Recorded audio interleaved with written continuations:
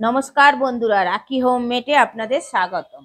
আমি আজকে হাঁসের ডিমের রেসিপি নিয়ে চলে এসেছি। আমি আজকে বানাবো ফুলকপি আর আলু দিয়ে হাঁসের ডিমের কারি। কেমন ভাবে বানাবো সেই ভিডিওটা আপনারা দেখতে থাকুন।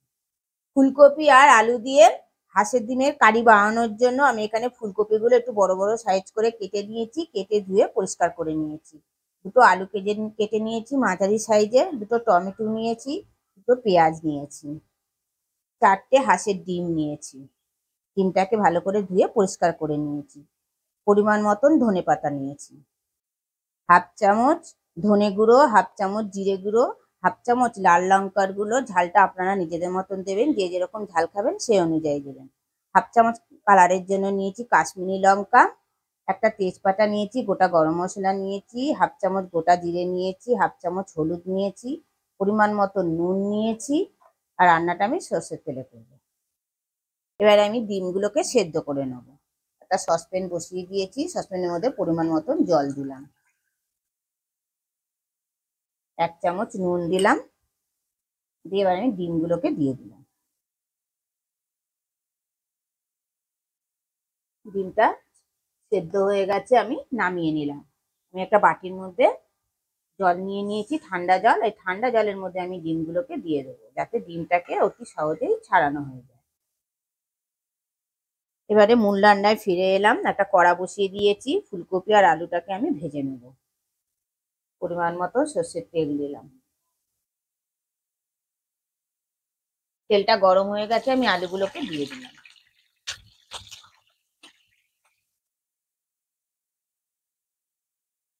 ছোটো চামচের এক চামচ নুন দিলাম। নুন দিয়ে আমি আলুটার সঙ্গে মিশিয়ে নিলাম। মিশিয়ে নিয়ে খানিকক্ষণের জন্য ঢেকে দিলাম। কিছুক্ষণ বাদে ঢাকাটা খুলে দিলাম। আলুটাকে আবার একটু নাড়াচাড়া করে নিলাম। আলুটা ভাজা হয়ে গেছে, আমি তুলে নিলাম।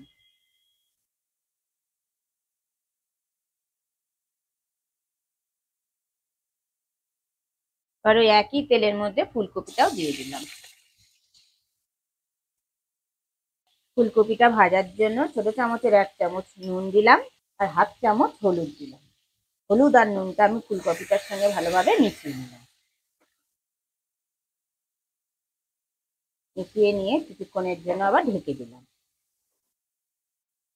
কিছুক্ষণ বাদে ঢাকাটা খুলে দিলাম। ফুলকপিটাও আর একটু নাড়াচাড়া করে নিলাম। ফুলকপিটা ভাজা হয়ে গেছে, আমি তুলে নিলাম।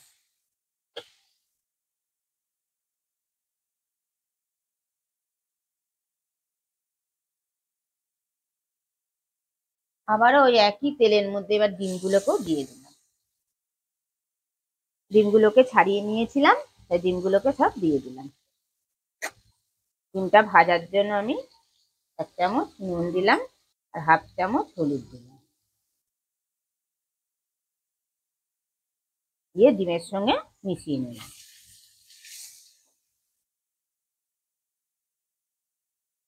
ডিমটাকে আমি হালকা গরম তেলে নাড়াচাড়া করে তুলে নিলাম। ডিমটা ভাজা হয়ে গেছে, তুলে নিলাম।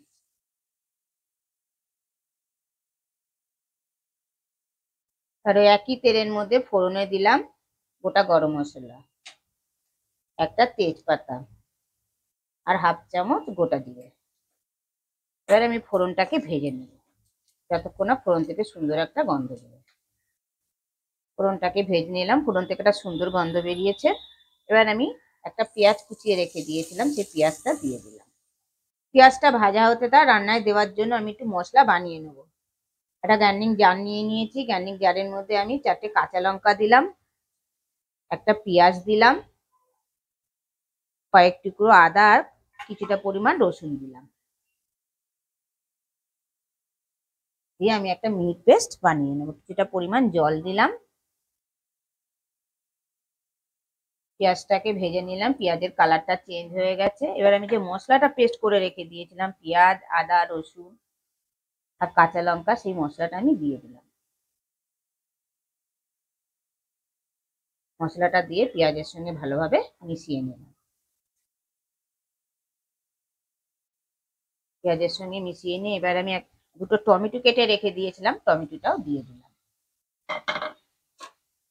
হাফ চামচ কালারের জন্য কাশ্মীরি লঙ্কা দিলাম, ঝাল লঙ্কার গুঁড়ো দিলাম হাফ চামচ, জিরে গুঁড়ো দিলাম হাফ চামচ, ধনে গুঁড়ো দিলাম হাফ চামচ, হলুদ দিলাম 1 চামচ, আর পরিমাণ মতো নুন দিলাম।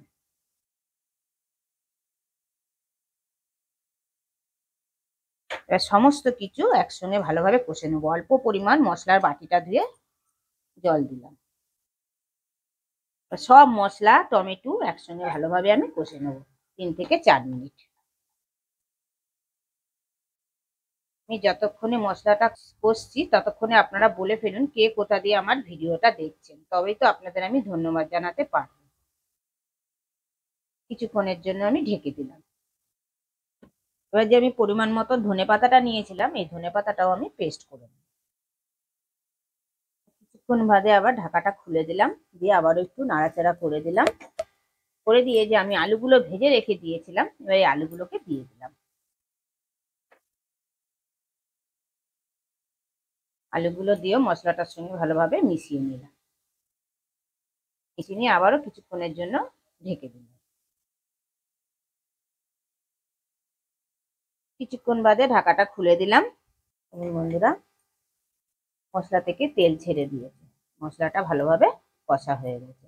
এবার আমি যে ধনেপাতাটা পেস্ট করে রেখে দিয়েছিলাম, এই ধনেপাতাটা দিয়ে দিলাম। ধনেপাতাটা দিয়েও ভালোভাবে মিশিয়ে নিলাম মশলাটার সঙ্গে। ধনেপাতা দিয়ে মিশিয়ে নিয়ে এবার আমি গরম জল করে রেখে দিয়েছিলাম, গরম জলটা দিয়ে দিলাম আলুটা সেদ্ধ হওয়ার জন্য। গরম জলটা দিয়েও ভালোভাবে মিশিয়ে নিলাম। 5 মিনিটের জন্য ঢেকে দিলাম। 5 মিনিট পর ঢাকাটা খুলে দিলাম। আলুটা সেদ্ধ হয়ে গেছে। এবারে আমি ডিমটা ভেজে রেখে দিয়েছিলাম, ডিমটা দিয়ে দিলাম। ফুলকপিগুলো ভেজে রেখে দিয়েছিলাম, ফুলকপিগুলোও দিয়ে দিলাম। ডিম আর ফুলকপিটা ভালোভাবে আমি মিশিয়ে নিলাম।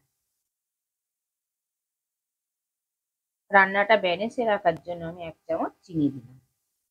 চিনি দিয়ে আমি ভালোভাবে মিশিয়ে নিলাম। মিশিয়ে নিয়ে আবারও আমি 2 মিনিটের জন্য ঢেকে দিলাম।